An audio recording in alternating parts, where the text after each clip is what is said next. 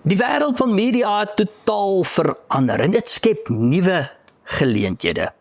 Solidariteit staan aan die kant van sy lede, aan die kant van sy gemeenskap en ons sal van hierdie nuwe media wêreld gebruik maak om ook jou stem te laat hoor.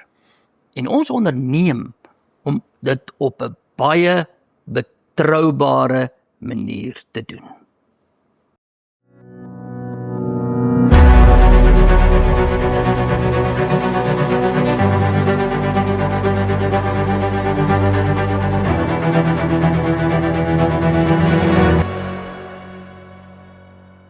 Die medialandskap het totaal en al verander. In 'n vorige gesprek het ons gepraat oor mediahuise wat om verskoning moes gevra het vir Solidariteit en AfriForum, 13 van hulle. En toe het ons begin praat oor hoe werk geloofwaardigheid? Waar lê betroubare media? So het so 'n bietjie gesels oor alternatiewe media en toe spesifiek met Susan Lombard van Marula Media wat 'n alternatiewe mediahuis is, maar tog 'n hoofstroom groep mense verteenwoordig. Maar daar is heeltemal 'n nuwe mediaomgewing. En dit is 'n mediaomgewing uit die gemeenskap self, wat nie in 'n spesifieke huis lê nie. En hierdie media lê ook hier binne Solidariteit, waar ons eintlik ook die rol speel van 'n media-instelling, dit klink vreemd, as 'n tradisionele vakbond, as 'n gemeenskapsorganisasie. En Pieter Jordaan, wat verantwoordelik is vir media hier by Solidariteit, is hier by my, om so 'n bietjie te gesels oor, hoe werk dit? Nou, Pieter, die wonderlike ding hiervan is, ek onthou, toe ons 'n klomp jaar gelede wou kommunikeer met die publiek, dan moes ons altyd so deur die filters gaan van redaksionele beleid. Jy kon nie eintlik daar omkom nie. En of hom nou oopmaak of toemaak, en dit was maar groot tradisionele huise, en die redaksie het besluit wat ons filters is. So ons moes altyd so 'n bietjie ons boodskap aanpas ensovoorts, om deur die filters te kan kom. Nou daardie filters is natuurlik nog steeds daar, maar die verskil is, ons kan daar omkom. En verduidelik so 'n bietjie, hoe werk dit? Hoe kom ons om daardie tradisionele media filters? Ja, ek dink dit is baie belangrik om te verstaan, soos jy nou sê, waar ons vandaan gekom het hiermee. So, hier waar ek en die inhoud en die nuus en die videospan van Solidariteit nou staan, het ons 'n paar ander middele om mee te werk. In die verlede het ons dalk deur 'n ledetydskrif gekommunikeer, 'n baie goeie ledetydskrif wat dit was. En jy was soms verleë op die ou groter mediahuise om vir jou publisiteit. Jy kan eintlik sê daar is bakhand gestaan vir daardie publisiteit by sekere groot naam mediahuise. En dit het nou verander. Eerstens het die kommunikasiekanale verander. Die moontlikhede lê nou oral. Solidariteit kan nou gesien word eerstens op sy aanlyn platform www.solidariteit.co.za en dan ook oor sosiale media heen, natuurlik oor Facebook en X en op TikTok en oral waar jy kyk, ook natuurlik hier waar ons nou sit, word Solidariteit gesien. Ons kommunikeer natuurlik nog steeds met die ou media, as ons dit so kan noem, maar daardie bakhand element is weg. So die kommunikasiekanale het verander, maar dan het die media gebruiker ook verander. Ons sit met veel meer mense wat groot mense geword het in die tyd van sosiale media en in 'n gewoonte is om hulle media op daardie manier te gebruik. En laastens kan ek sê, alhoewel Solidariteit in baie opsigte nog altyd sy karakter behou het Solidariteit ook verander. En dit wat ons bied vir die mense daar buite, ons praat gereeld van die gemeenskapsvakbond, is veel meer as net al arbeidsverteenwoordiging. Verteenwoordig ons mense op baie meer vlakke waar dit hulle lewens en hulle werk raak. En het ons daardie stories ook om te vertel, sodat ons mense verteenwoordig kan voel. Nou ja, dit is net 'n voorreg om in hierdie tyd te kan werk en met soveel verskillende mediums te kan werk. Dit is baie effektief, dit verg vindingrykheid en skepende denke. maar dit is 'n heerlike tyd om die boodskap so te kan vertel. Nou Pieter self het 'n potsending. Hy dra so rooi oranje das, definitief nie rooi nie. So oranje das. En kom ons kyk net so 'n bietjie na 'n uittreksel van sy potsending. Ek weet nou nie wat wantrou julle so vir Julius nie, man. Net omdat hy met 'n vuurhoutjie in die een hand en 'n kan petrol in die ander staan en skree hy soek vuur, beteken mos nou nie noodwendig hy wil 'n brand stig nie. Sy brrpa is maar eintlik net 'n nabootsing van 'n speelgoedgeweer se geluid, nê. Brrpa! Ek hoor terwyl Malema sê hy dink wit Suid-Afrikaners moet gegee hulle ingebore bevoordiging vorentoe vir arm swart Suid-Afrikaners se water en elektrisiteitsverbruik betaal. Snaaks, gebeur dit nie? Nee, toe maar. Volgende hoofopskrif. Epstein-man nooi Jacob Zuma en Russiese model na ete by die Ritz in Londen. Nee, wag, ek gee op. Nou ruk dit net heeltemal hand uit. Kom ons praat eerder weer oor John Steenhuisen of oor regte probleme. Daar is droogte in die Wes, Oos en Noord-Kaap. Wêreldrugby wil skrams alweer in sissie skrams verander en daar is eenvoudig net te veel olifante in die Kreerwiltuin. En erger nog, daar is steeds mense wat die onbekende toekoms vrees, maar nie solidariteit lidmaatskap uitneem, sodat ons tog saam teen die onreg kan veg, dit wat vir ons kosbaar is kan beskerm, of dit wat vir ons die weg na 'n goeie toekomsbaan kan bou. Hier is die adres. Kom kyk of kom registreer, en dan sien ek jou volgende week weer.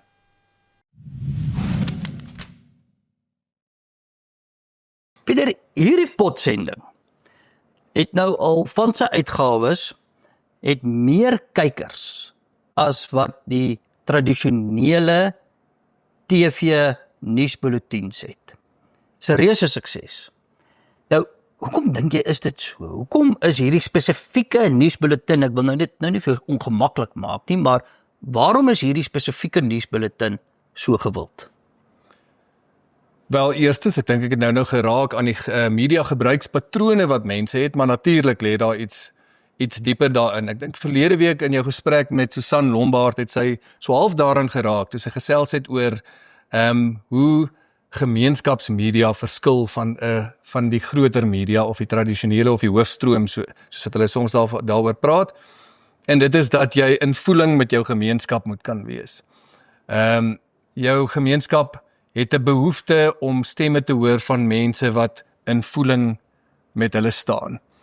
En ek dink mens sal naïef wees om te ontken dat solidariteit nie ook 'n gemeenskap op sy eie is nie. En 'n spesifieke boodskap kan verpak vir mense wie se wêreld hy verstaan, Dirk.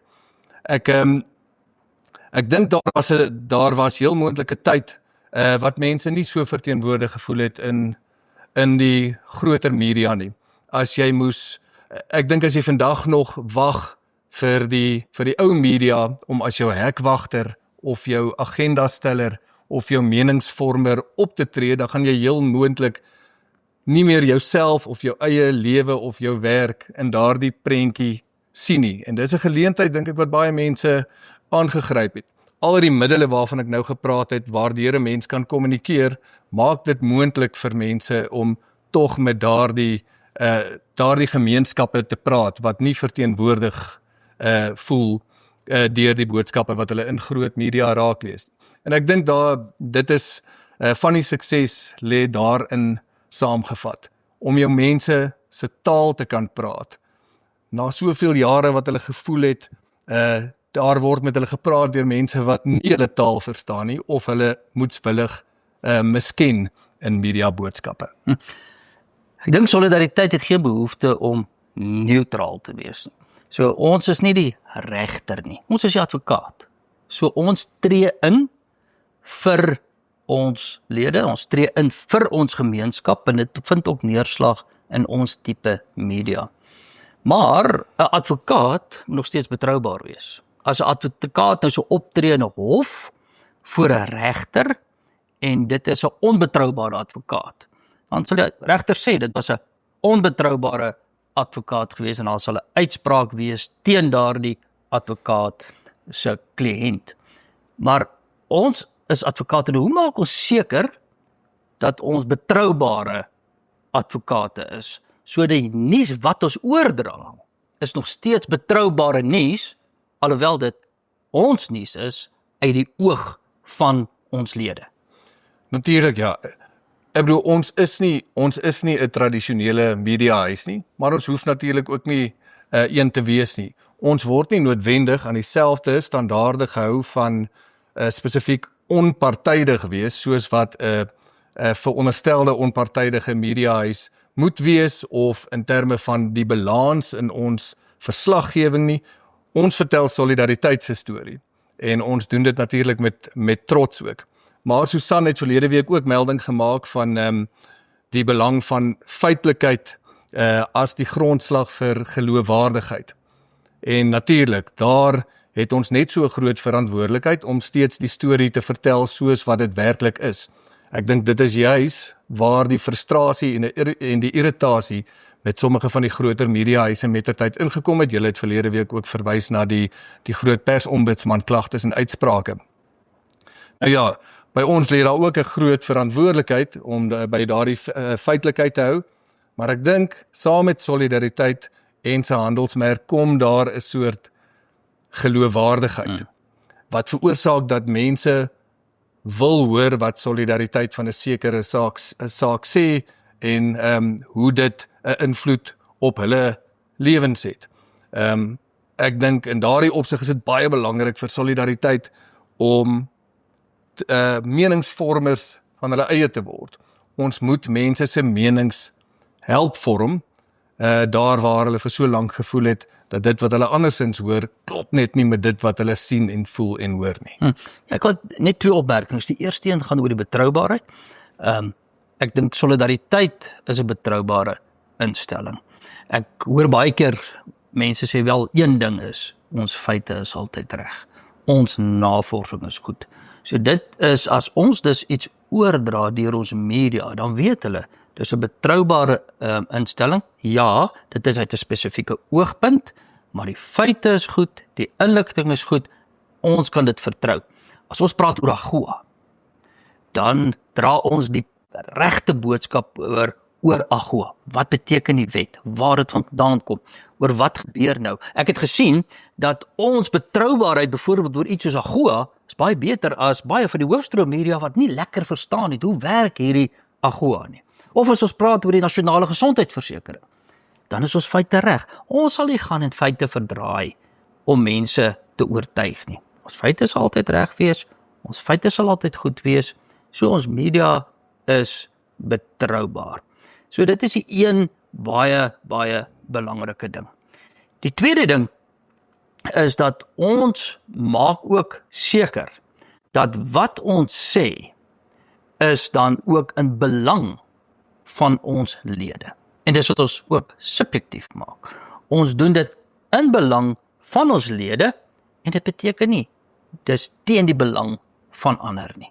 En om die waarheid te sê, meeste dinge wat in belang is van ons lid, is ook in belang vir die land, vir die groter Suid-Afrika.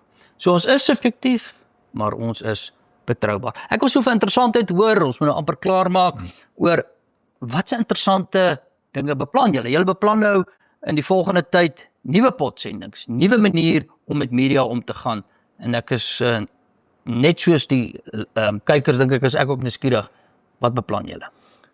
Ja, dis 'n ander tyd waarin ons lewe, en dit selfs al is ek ook iemand wat lief is vir lees, moet 'n ou erken dat mense nie altyd meer soveel tyd kan skep in hulle daaglikse program om alles te lees wat by hulle verbykom nie. En ek dink in daardie opsig is die video medium tog baie handig op ander maniere. Wel, kom ons sê eerstens, die manier hoe jy in gesprek tree met 'n kyker verander, omdat jy ook deur jou persoonlikheid en in beeld met hulle kan praat, maar dan soos die geval is met hierdie podcast, of hierdie solidariteit, jou solidariteit wêreld waarin ons nou sit, is dit ek en dit is jy wat hier sit en dit is jy wat daar sit, en eintlik is dit ons drie wat dan nou in gesprek staan met die moontlikhede vir kommentaarspasie, of jy nou op YouTube of Facebook sit en kyk, vir jou om ook deel te neem aan hierdie gesprek. En dit is wat hierdie medium half half lekker maak. Dit word 'n persoonlike gesprek met die kyker daar buite. So wil ons mense ook aanmoedig om ook met hierdie potgooi deel te neem aan hierdie gesprek en vir ons boodskappe te stuur. Nou ja, ons wil graag uitbou daarop. Ons het gesien oor die jare die suksesse van ander potgoeie. Ek kyk na Marula Media se baie suksesvolle potgoeie waar Jaco Kleinhans en Connie Mulder albei van Solidariteit ook betrokke is en ons almal ken al die ander name, hoe goed Erns van Sail en Erns Roet se goed gedoen het oor die jare en die politiek span natuurlik ook van die Engelse potgooi meesters soos Roman Kavanagh en die mense en natuurlik oor see ook. Ons het gesien oor Charlie Kirk en die groot gevoel wat daar oor die mense bestaan. Daar is redes daarvoor. Hulle het daai medium baie doeltreffend aangegryp en ek dink daar is spasie vir ons om ons boodskap ook so te verpak. Nou dit is nou 'n lang draai om uit te kom by my antwoord op jou vraag. Wat beplan ons nou? Nou ja, daar sal meer kom as net my satiriese opmerkings oor die nuus met die oranje das aan. Ons wil baie graag ook met die jonger gehoor daar buite gesels en daar's 'n hele paar planne in die pipeline hoe ons met die jonger gehoor gaan gesels. Ons het 'n onderhoudspasie wat ons skep, wat ons graag mense uit die werkswêreld wil bring, sodat hulle oor hulle ervaring daarvan kan gesels. En dan gaan ons 'n heerlike aktivistiese rigting ook inslaan, soos wat dit nodig is en soos wat dit moet, want ons is op die einde nog steeds verteenwoordigers van ons lede wat op ons staat maak. En ek hoop almal sal dit sommer geniet ook, want dit moet ook 'n lekker ervaring wees om daarna te kyk. En op die einde is dit 'n spasie vir ons om daardie menings daar buite te sit, waar ons voorheen dalk nie die gereedskap gehad het om dit te doen nie. Dit is lekker. Die waarheid is dat dinge het nou verander. Ons hoef nou nie meer bakkant te staan voor 'n mediabaas iewers wat nie ons belange op die hart dra nie. Ons kan die boodskap self verkondig, self in gesprek tree met mense met wie solidariteit in voeling is en mense wat graag wil hoor wat ons te sê het. En ek dink dis die regte koers om in te slaan. Die mediawêreld het totaal verander. Dit skep nuwe geleenthede en ons staan stewig in die middel van daardie geleenthede. Deels om jou stem te laat hoor, maar aan die ander kant op 'n baie betroubare manier. Solidariteit het 'n rykdom van video's en standpunte, insluitende die potsending Solidariteit wêreld. En alles is saamgevat op ons YouTube-kanaal, op ons verskillende media platforms en natuurlik nou ook op Spotify.